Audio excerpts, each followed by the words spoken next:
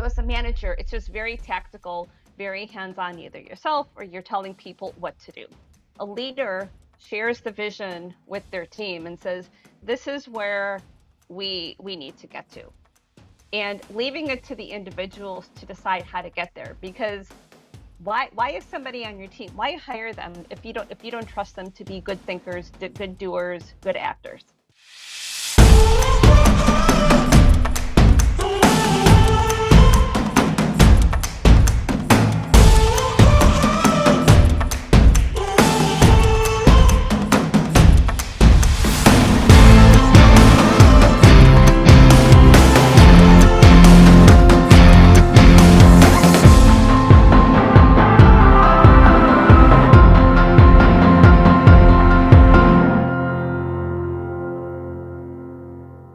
Welcome back, everybody. I am so excited to bring this new episode to you.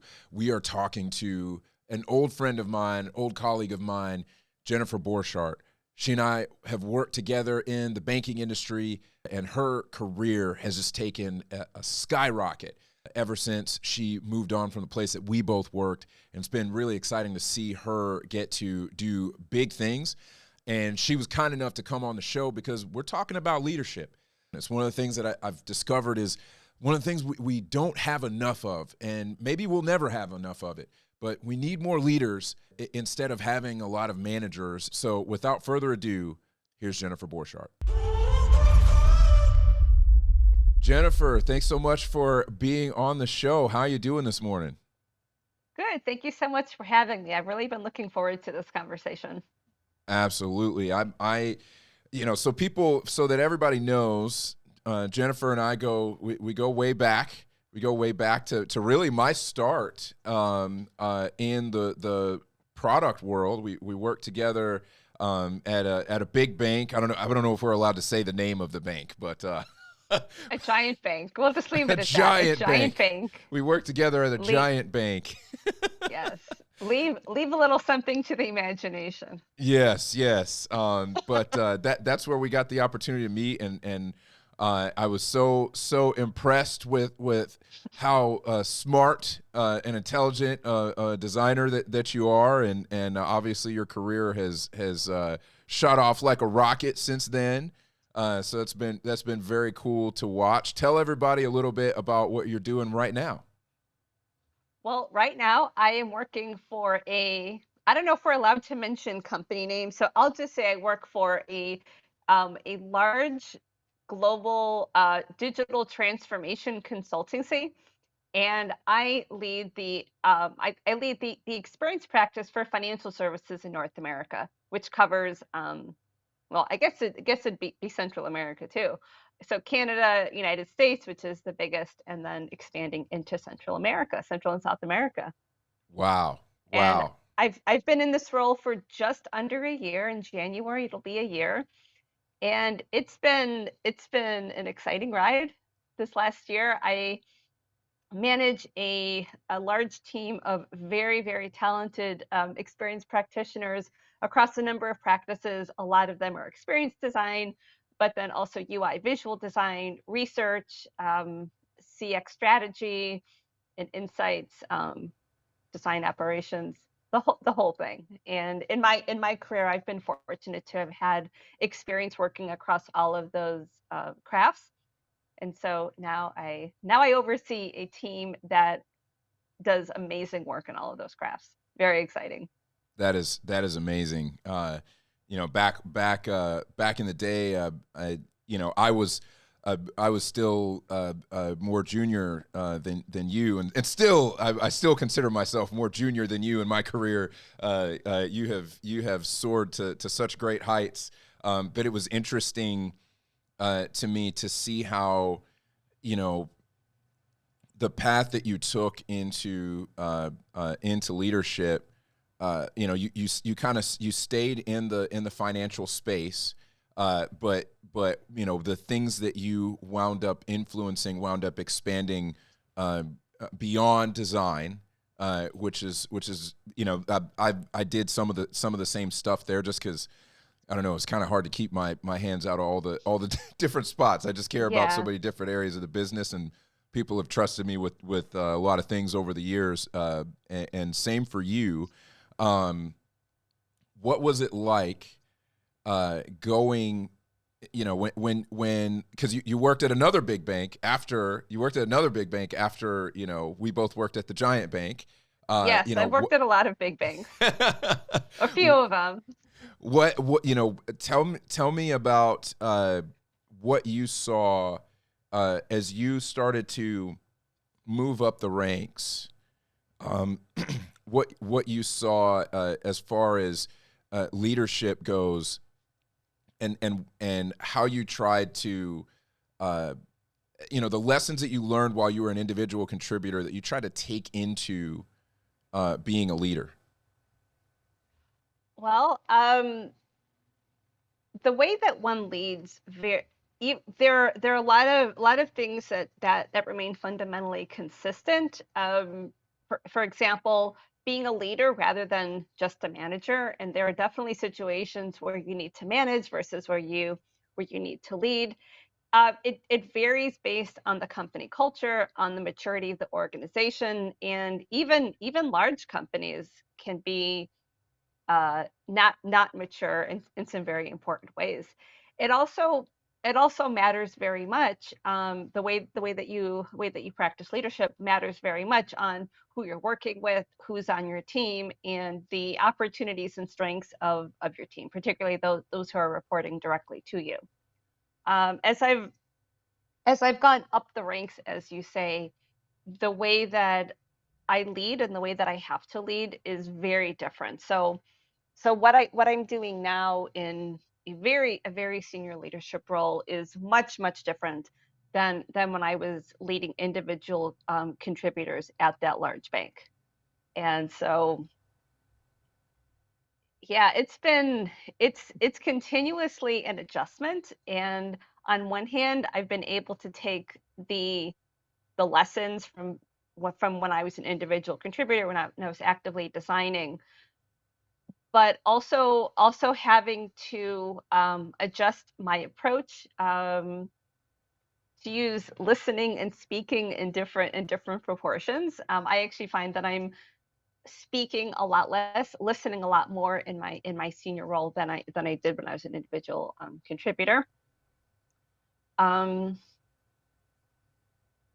and changing expectations is certainly it has certainly been very important. And something that I realized back when I was at my last large bank job a few years ago is the importance of knowing at what altitude you need to be working at. There are times where it's very necessary to be in the weeds. Although if you have a strong team that you've empowered, that you trust, you don't need to be in the weeds quite so much. But there are definitely times where you have to be at the 50,000-foot altitude and be able to look broadly, think strategically, and provide guidance rather than management. I liken it to navigating a kayak. If you're like a beginning manager, or maybe a project lead, you have to always be doing a lot of adjustments, a lot of very active movement, versus at my level, it's more like steering a cargo ship or steering a cruise ship, because they're just broader impact you have to have. And also being able to code switch, speak differently, craft not only the actual communication, but the communication style based on who you're working with. Working in consulting, you're always working with different personalities within your team, different personalities within within the other capabilities that are outside of experience, and certainly different personalities, approaches, cultures, ways of working in different conversations with clients. Yeah, And that has, yeah, it's a little overwhelming when I sit and think about it, because there are days where I feel like kind of just, putting on my scuba gear and diving into the waves. Just going right into battle. And at in my last role, which was also a consulting firm, a large firm, but not nearly as large as where I'm working now. I learned a very apt way of thinking about the challenges that we face every day. I worked with a lot of people who had been in the military, and the example that this person gave was that when you're going into a very difficult situation, to not think about it as this is going to be difficult, this is not something, this is going to be hard, excruciating, what have you, but rather you are about to get the full benefit of the challenge. And seeing it and seeing situations ahead of you which sometimes feel impossibly hard, reframing it as you're about to learn something, you're about to get the full benefit of all of the challenges ahead of you, is a lot more productive, and it's a lot more constructive. It makes you open and humble to all of the challenges that lie ahead and what it feels like to come against the edges of your own limitations, which I think is always very important to do. We are capable of so much, way more than we might think, and we're going to succeed a lot more than we think, and we're also going to fail a lot more than we might expect. And I believe that if you're not coming up to the edge of your capabilities, even if those limitations are self-inflicted, we're not growing. And this goes for life in general, not just at work. And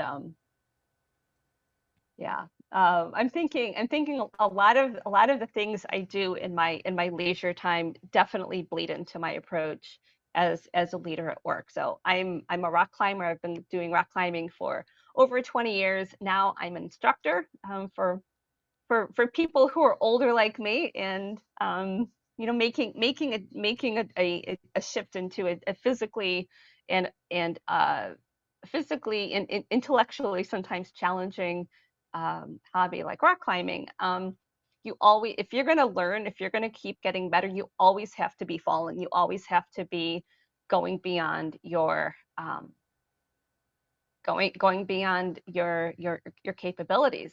And definitely have used that a lot, especially in this new role, which has been challenging every single day. And I'm grateful for the challenge. I go into the full benefit each and every day. Full benefit. That's interesting language there, and definitely targeted towards reframing the mind, obviously, into thinking, okay, there's something to get out of this, which is Yeah. good. It's one of the things that I'm curious about. You've talked about some of the stuff that you've taken into it, and one of the things you and I've talked about offline is how rare. You mentioned something earlier.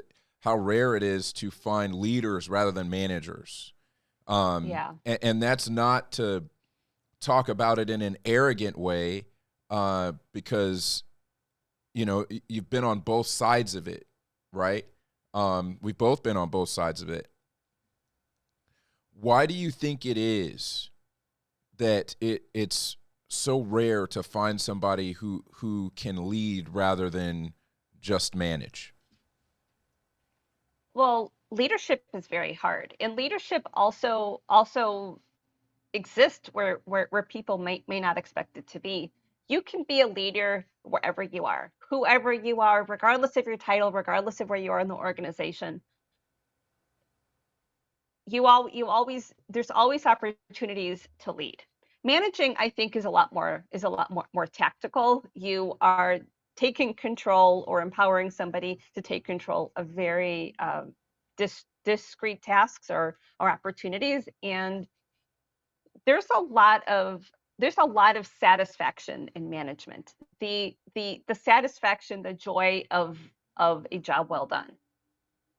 As a leader, you don't have the same reward system, and it can be very hard to do that. Management is, I think, very much a an ego-filled endeavor. You are taking charge and doing something. You are telling people what to do. Leadership is an act of humility. And humility is something that I think a lot of people, myself included, have to continuously develop over time. And leadership is something you have to do consistently. You can't just do it for an hour, for the duration of a project, for the duration of a role, but it's something you need to do every moment of your life and think, am I doing the next right thing? And by the way, that the whole thing about always doing the next right thing is something which I can credit to my manager, or my leader, my people leader at my previous role. And that's something I always think about. Um, Leadership is setting a good example. Leadership is doing the right thing when maybe it feels like it doesn't matter, when you know you're not going to be recognized. And it's a lot more. It's a lot broader. It's a lot harder to kind of put your hands or your mind around. Yeah. And and so I guess one concrete example of management versus leadership is that if you're managing a team, if you have a team under you, a manager is going to just tell everybody, I want you to do this, I want you to do this, and sometimes even going and doing the task yourself. And doing hands-on work is something everybody needs to be able to do. So so as a manager, it's just very tactical, very hands-on, either yourself or you're telling people what to do. A leader shares the vision with their team and says, this is where we need to get to. And leaving it to the individuals to decide how to get there. Because why is somebody on your team? Why hire them if you don't trust them to be good thinkers, good doers, good actors? Um, it's also kind of the difference between mentoring and well, maybe managing and mentorship. Mentorship is all about coaching. Management is about here's what to do. Very, very different. And managing is going to help somebody in the moment, but mentorship and leadership is going to help somebody become a better version of themselves and have a lot of follow-on effects. Yeah. But yeah, when things feel hard and you're feeling stressed, it's so easy to just slip back into management and saying, step aside, I'm going to take control here. And that's actually something I wrestle with all the time. I've gotten a lot better at it, but my micromanagement instincts admittedly still come out, but it's gotten a lot better. And I think that especially now that I have direct reports who are very senior, very accomplished themselves, directors and senior directors. I don't need to I shouldn't have to tell them what to do, and I don't have to tell them what to do. They're amazing people. But even so, it's still hard not to micromanage sometimes. And that is because of me, not because of them. And so one way that I've dealt with that is to be very transparent, very humble about sharing this journey with them.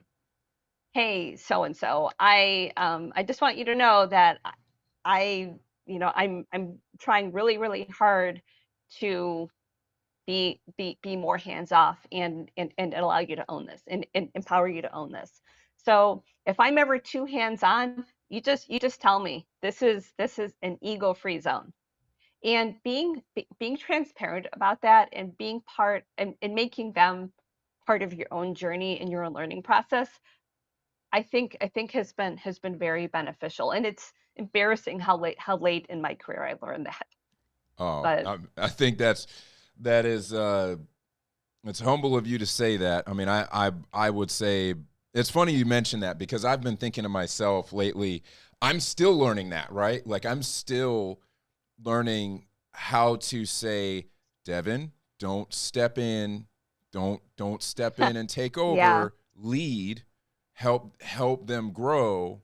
'Cause, you know, we can get focused on, there's a requirement there that you're also thinking about the people. You said something that absolutely needs to go on a shirt. I got to turn it into a shirt, and I'll give you a cut of the Okay. proceeds. But you said leadership is an act of humility. Wow, that is amazing. That is absolutely amazing, because that's exactly right. Leadership is an act of humility. Good leadership, anyway, is an act of humility. And you know, when you're doing that, you're saying, this isn't just about me, it's about the thing, and it's about the people accomplishing Yeah. the thing, and everybody has something. Everybody, you know, you use the term the full benefit, right? Use the term full benefit. Everybody needs to get they need to get the full benefit. Everybody needs to get the full benefit. And when you're thinking, I'm going to Yes. step in, I'm going to take over this, then that means that you're not getting the full benefit, and neither is the person that you're taking away Yes. the responsibility from. Neither of you are. You are robbing them of the opportunity to learn, to fail safely, and to grow. And a good leader does not do that. Right. I mean, and that's not to say good leaders do not occasionally slip up and act the wrong way, or do things that maybe they shouldn't be doing. But to keep that in mind and practice it as much as possible, because you're not going to be in a role forever. You're not going to be the leader forever. And I think the best thing that you can do as a leader is to help nurture the next generation of leaders, and to always have people who you can um, lean back to, and delegate to. Because if you don't, not only are they not getting the opportunity to grow into the kind of leader that they want to be, but it also prevents you from ever being able to take a break, because you're always the bottleneck. You're always the limiting factor. And that is not a healthy system when that kind of thing is in place. And just for full transparency, a lot of these lessons that I'm talking about right now are things that I learned the hard way by failing myself. A few things I've learned from seeing what other people have done in not the most optimal ways. But this I think is a journey that a lot of leaders have been on, and it's necessary to always to approach leadership, life, your career, looking at it, in terms of abundance and opportunity and optimism. I'm not an optimistic person. I think of myself more as a pragmatic person. Maybe those aren't mutually exclusive, but yeah, I can't tell you how much I've been raked over the coals this year, but I've also learned more in these last 11 months than I have any other time in my career. So That's awesome. yeah, definitely full benefit each and every day, and helping others get the full benefit too, but making it easier on them if I can. That is one of the things that I think makes for a good leader, is being willing to admit, hey, I didn't do this so well. Makes you a great leader if you can admit to your team you didn't do something well. You know, we've talked about the need for the need for vision. You mentioned that earlier, the need for vision. You got, to be a leader, you have to be able to share vision. I wrote a piece on this Yes. that'll come out soon, just on the topic of leadership. I've written actually a couple of pieces, but one of the things I talk about Wow. is the the term leadership. It's kind of embedded in the term. Leading is embedded in the term, and it Mm-hmm. requires you to have somewhere that you're trying to go. It requires you to have Yes. that. There is something inherent to being a leader, that requires you to have a place you're trying to go, and to actually engage in the act of helping other people get there as well, to try to Mm-hmm. accomplish something of worth. And so many times I myself, and I've watched other folks fail to paint the picture of where we're going and why it's worth putting in the effort to get there. That's Yes. such a hard thing, I think, for some folks to get, that Ye- this isn't just a business. It's not just a business function. We're not just chasing numbers. You have to be able to motivate people to go towards something that's worth getting out of bed for in the morning. And if you Yes. can't do that, you Yes. can, in my opinion, you cannot be an effective leader if you can't do that. Yeah, I think that being able to find your own meaning and being able to communicate why the work is meaningful and helping others identify how can they find meaning and connection from the work that you're doing. Being able to do that, I think, is also a really important part of leadership because putting your hours and your days and your labor into something that's not meaningful is it's unfortunate. It's I know that there's a lot of people who have to just do go out and get, and get work done. But for those of us who are privileged to have careers and vocations where we can find meaning and we're able to do it primarily because we feel personally connected to it, that it's something which really speaks to our souls. You need to be able to do that in order to be a good leader, because otherwise you're modeling the wrong motivations, the wrong behaviors, but also helping other people finding their own meaning. And the whole concept of meaningful work is why I've spent my entire career in financial services. Financial services, and more specifically, well, using my talents as an experienced practitioner, as a thinking and caring person, to to enable people to have a healthy and informed relationship with their money is why I do this. Because what I learned in financial services changed my life. It didn't just accelerate my career; it changed my life, and that is why I've done it for almost 30 years. That's why I didn't go to Google or Meta or Amazon. All really great places to work. Do not get me wrong, but the meaning for me was in financial services. And one of my favorite things that I've had the chance to do in my current role is not just the awesome projects that we're doing, all the great clients that we work with, but connecting with our early careers people and show in being able to show them and have them feel themselves why financial services is such an important thing, why this is where they might want to consider not only putting their talent towards financial services, but being educated and being aware themselves and taking power over their own financial lives. That's awesome. And I've been that was definitely one of the biggest accomplishments. I think the thing that I'm most proud of this year.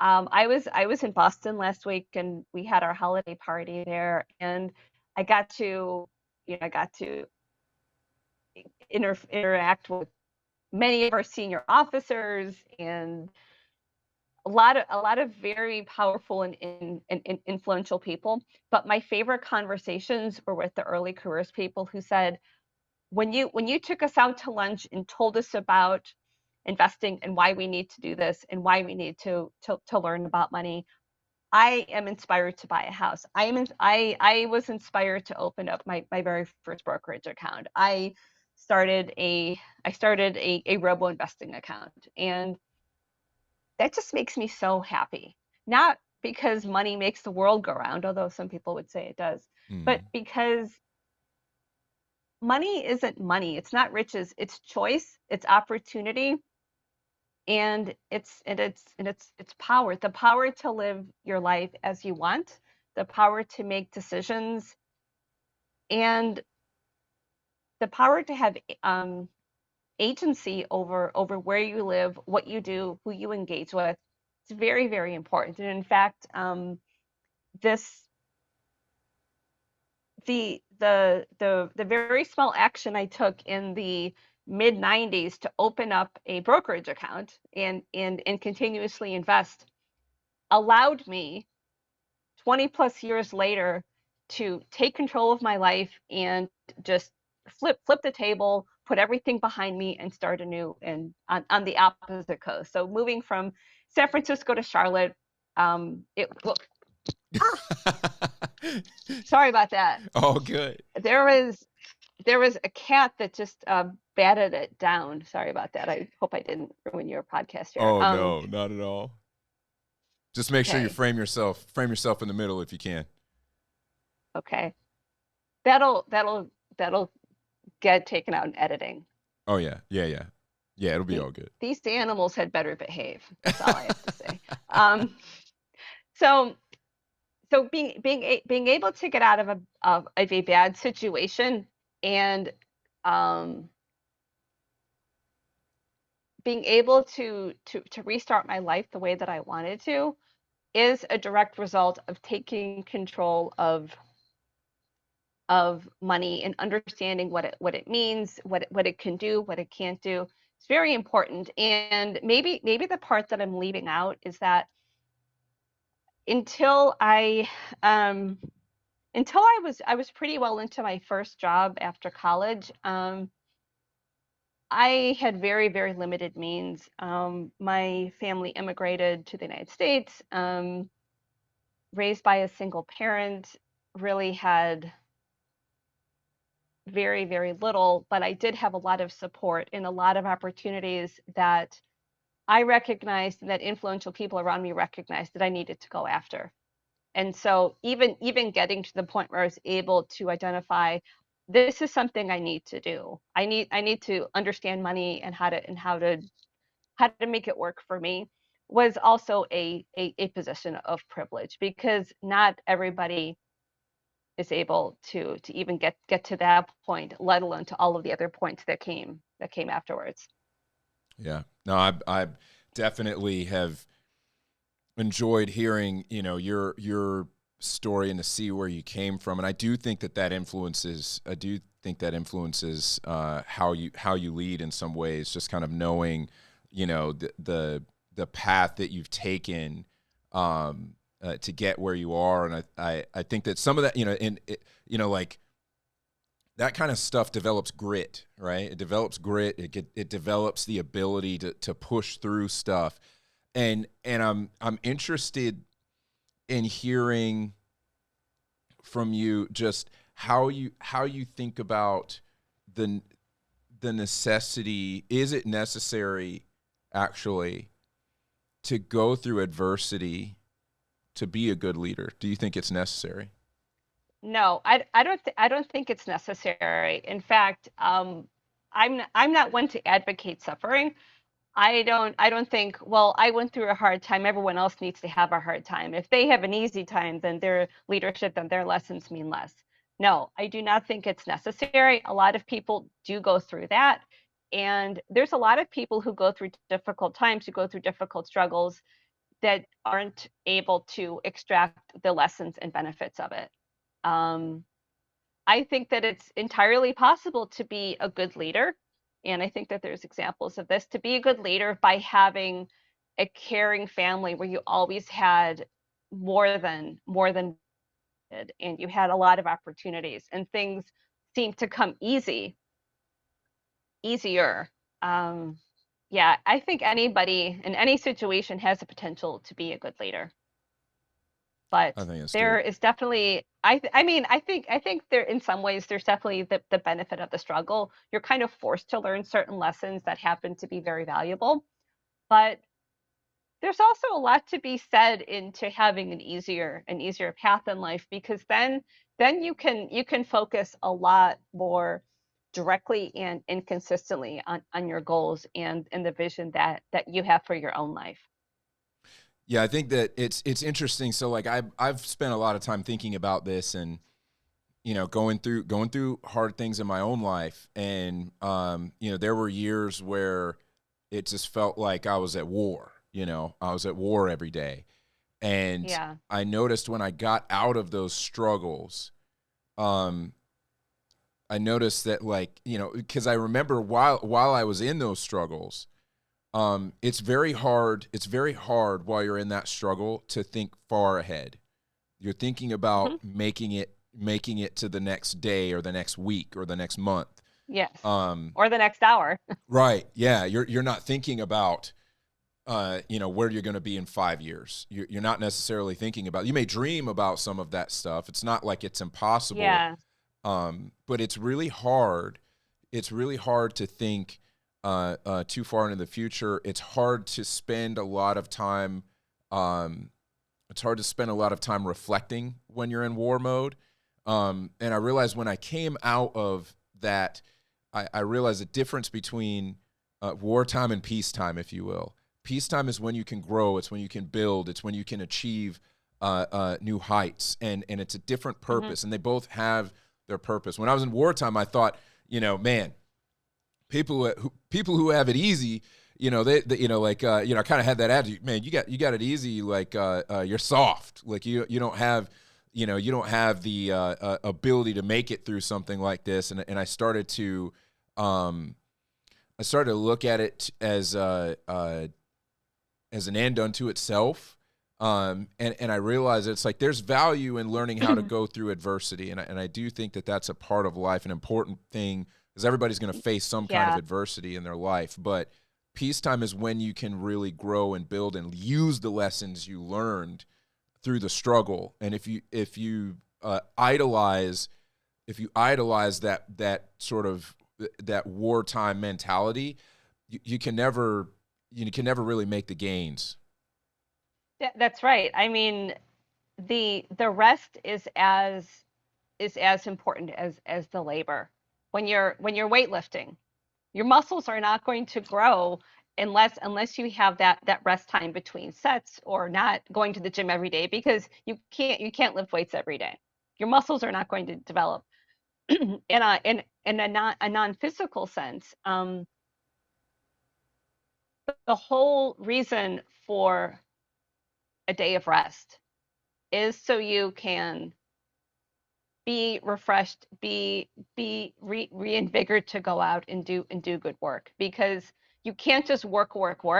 You need to be committed to the rest. And I'm speaking as someone who has overworked myself pretty much my entire life, and only very recently, like this year, did I realize rest exists for a reason. It's a necessary part of existence, just as going to work and working on the house, or doing anything. You need to have that time to rest and to reflect and to just get re-energized. And that goes for physical rest as well as mental rest.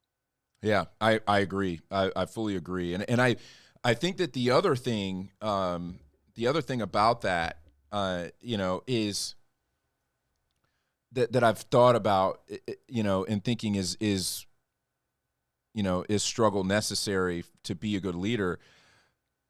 I've thought about the fact that a lot of the gains that I had from adversity, or and gains in wisdom and any ability that I may have to lead. I'll leave that to others to judge. But um, Hmm. uh, it came from people pouring into me. It came from people pouring into me. I didn't. There were things that Yes. I think I learned from adversity, but a lot of gains came from. You talked about a great boss, great leader that you had. It was the same for me. It's I look back on my life, and a lot of the things that I learned about leadership, I learned from watching somebody be a great leader. Um, Yeah. and I still to this day can rattle off things that best boss I ever had.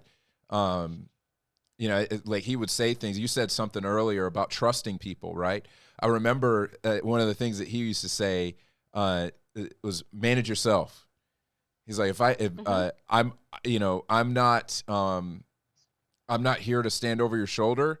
I don't care where you work, as long as you get your stuff done. I don't care where you work. I don't care when you take time off. He's like, I expect you to be a responsible adult.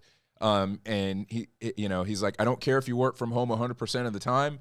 If I can't trust you to work from home, I can't trust you to work here. Why did I hire you? If I need to worry about that. And he would always. I remember he had a rule. He's don't come to me asking for permission. Make defensible decisions. Yeah. And if I came to him, that's a good point. Yeah. That is a really good point, because if you're making all of the decisions, then you're taking away agency from other people. And it's so important for I mean, no matter if you're the let me start over. So requiring everybody to ask for permission is very damaging. And when somebody comes to me with an issue, I want them to come with at least the beginnings of a solution, or what have they tried. And when I go to my leadership, I make sure that I always have at least the outline of a potential solution. That solution could be entirely incorrect, but it shows initiative, and it shows that you're taking ownership of how to make things better. And anybody who insists that their team comes to them with permission, and that they themselves need to be the arbiter of solutions, is not a leader. They are a manager. Even if their title is CEO, they are a mere manager, and they're not a leader. And back to something else you said, that the importance of having people who've poured into you.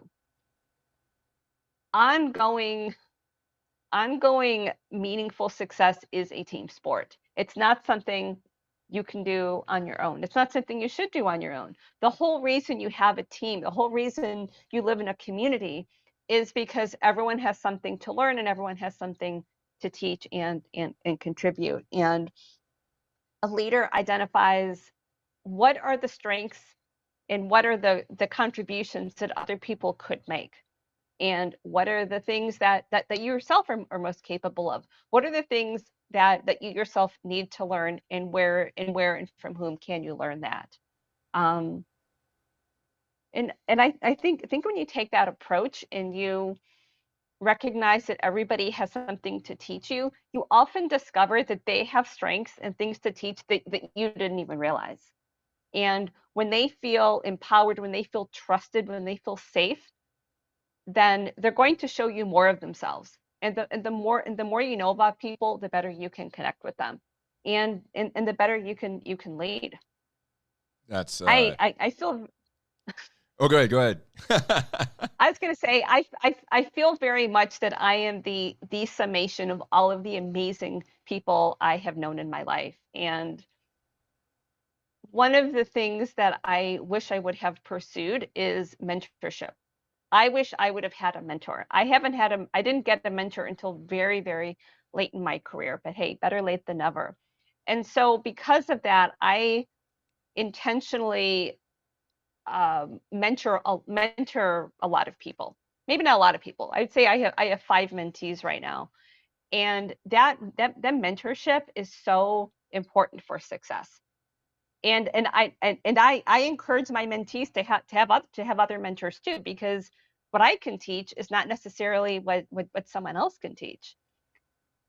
Mentorship is one of the most important ingredients for success, because if someone can lay out a path that worked for them, you can start to imagine something that would work for you. And if that person is someone who you can personally relate to, then that can be even more powerful. How does someone make themselves attractive to a mentor? Um, I would say attractive to a well, you mean as a mentee, as somebody seeking out a mentor? Right. I don't necessarily think they need to be an attractive mentee, but they need to understand that they ultimately own their path and that they ultimately own that mentor-mentee relationship. So seeking out a mentor and saying, "Hey, I would really appreciate your leadership," and also be specific. Why are you seeking this person out as a mentor? And then also having a clear and articulate story about what's something which you as the mentee are interested in. What are ways that you want to grow? What are some ways you would like to work with the mentor? So putting a bit of effort in and having that grounded in openness and introspection and of course humility, a theme which seems to be coming up again and again. And I think that seeking out a mentorship relationship is a form of leadership. You are leading yourself to a better place. Hey, I like that. I like that. And again, I mean, when we talk about leading others, there is a necessary component of being an example, right? There's a necessary component of being a modeling what you're hoping others will do. And that's why you can be a leader no matter what your position is because you can model Yes. that regardless of where you are. Um, and I've noticed that I started getting promotions when I was working for others. I started getting promotions when I started to care about the mission, when I started to care about the things necessary to uh, uh, make the organization work for everybody. Uh, to care about the things that kept the lights on. Um, Yeah. that's when I started getting offered uh, uh, positions of leadership, was because I wasn't I wasn't chasing after a position of leadership. I was saying, hey, uh, I want to make sure that I understand how this works. Or, I Hmm. remember another great boss that I had. He said, you get promoted after you're already demonstrating that you can do the Yeah, work. Um, that's true. yeah. And I remember just, I started to, starting to learn about business. I started to learn about, what keeps the lights on. And that's what wound up getting me. I remember two big milestones in my career. It was because I started caring about the business of what we did, and Hmm. wanting to help with making the business work. That, the response from those leaders was, thank God somebody else who actually cares about this. Come up here. Yeah. Yeah, that's why putting your efforts in focusing yourself on something that has meaning to you is so critical. You need to really care. You really need to be able to connect yourself to it. And this same awesome leader that I had who taught me the value of humility also said when he hires people, what he looks for is not necessarily their hard skill, but as he said, and I hope you can bleep this out, that they have a high give a shit factor, which is very important. The person People need to care because it's so much easier and so much more rewarding to lead a team who cares about the similar things that you do, that you both care about the mission that you are on together, working towards this vision that you both understand and that you both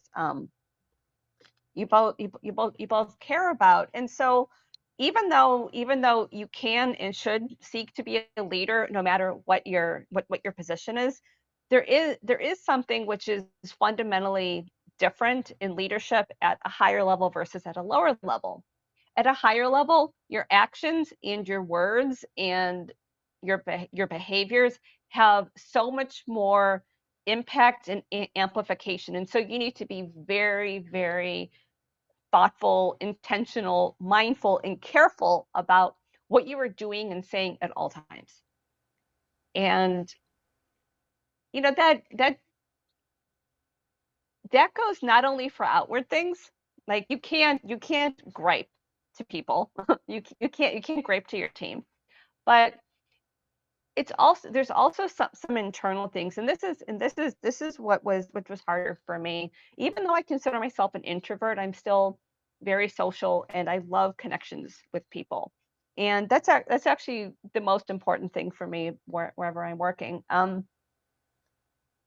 Not everybody wants to be friends with the boss. You're gonna come out of a conference room and everyone else will have gone out for drinks or for dinner and they didn't invite you because the dynamic of having the boss there is just not as comfortable. And you also get recognized a lot less. And the rewards of a job well done are much fewer and further between than if you're an individual contributor and you've designed something great, or you've written this amazing article, or you have created the ultimate PowerPoint, just for example. You don't get those kinds of rewards as leaders. It can be weeks or months or even years before you get the acknowledgement that your work is appreciated. And so being able to personally connect and find meaning in the work that you're doing yourself is another reason why that's so important as a leader, because you're probably not going to get the recognition you hope for. So you have to have the meaning and satisfaction within yourself. And Yeah. that to me was a really, really difficult adjustment. I'll just admit that. Yeah, I totally get that, and I think um, that is in my opinion some of the secret sauce of great leadership is having that intrinsic meaning and motivation. One of the things I used to tell my teams is that I design because I look at design as a way to improve people's lives. The reason I'm in design is because Hmm. I look at it as a way to improve people's lives. I can make somebody's life is better just by making a simple interaction easier or more Yeah, enjoyable. I can have an impact on their day, and if I do that enough, I can have an impact on on their month, on their year, on their life. And yeah, when I look at that, and what I was doing in telling them that, I was trying to convey and to impart to them a reason to ascribe meaning to the work that they were doing. Yeah, I get that, like, we might not be curing cancer all the time here, right? Like, we're probably never curing cancer here. But that doesn't mean that your work isn't significant, and yeah, that it doesn't have meaning. And when you have meaning to your work, you are able to keep going in spite of not getting the pat on the back or getting the accolade in front of everybody else, because the reason you're doing it is not to have somebody clap. The reason you're doing it is because of the effect that the work has on somebody else's life. And that's yeah. there whether anybody claps or not. Yeah. It's more in intrinsic motivation, and again, is humility. You can't go into anything like that in a prideful way. You need to see it as an act of service. You need to see it as your very small contribution to something which hopefully will become much larger. Um, Absolutely. Absolutely. yeah. Jennifer, this has been fantastic. Tell folks where they can find you. How can they connect with you? I am on LinkedIn. You can find me, Jennifer Borchardt, on LinkedIn, and you can also find me at my current my where I'm working now. It's that consulting firm. I'm gonna say what it is a wonderful organization called Publicis Sapient, and I um yeah, you can find me there. Look for me on LinkedIn. Do not Google me, because what comes up first is not something that that is not me. But go on LinkedIn, Jennifer Borchardt. Look on LinkedIn. The digital transformation leader at Publicis Sapient. That is me. Awesome. Awesome. I'm not really on social media. I've kind of phased that out of my life. So LinkedIn is probably the best place for people to find me. I'm always posting open roles. So if you're looking for a job, you should follow me, because I post dozens of roles a day. I can attest to that. I follow Jennifer on LinkedIn. She is always posting roles, and I know that if business ever doesn't go the way I want it to go, I know whose door I'm knocking on. Yeah, I mean, I may be knocking on your door one day. Who knows? The the world is full of opportunity and also uncertainty. Indeed, indeed. Jennifer, thank you so much for being on the Thank show. you. Thank you. Thank you for having me. This has been a great, great experience. I appreciate it. Awesome.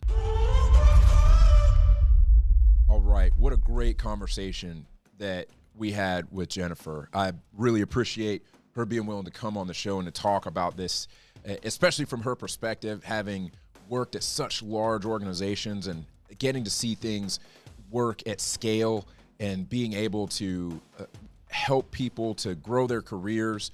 I love her insights and her philosophy around hiring. And I think that everybody could take a note from that to look beyond just the resume, to look beyond just the normal qualifications, and look at the aptitude of the person. Look at the personality there, and then let them shine. Let them do their thing. But being a leader obviously requires you to be willing to do things without having the certainty of whether or not it's going to work. And that's one of the things that's going to set you apart from being just a manager as opposed to being a leader. So if you enjoyed what you heard here, what you saw here, I would really appreciate it if you shared it with somebody that you think could get something out of it.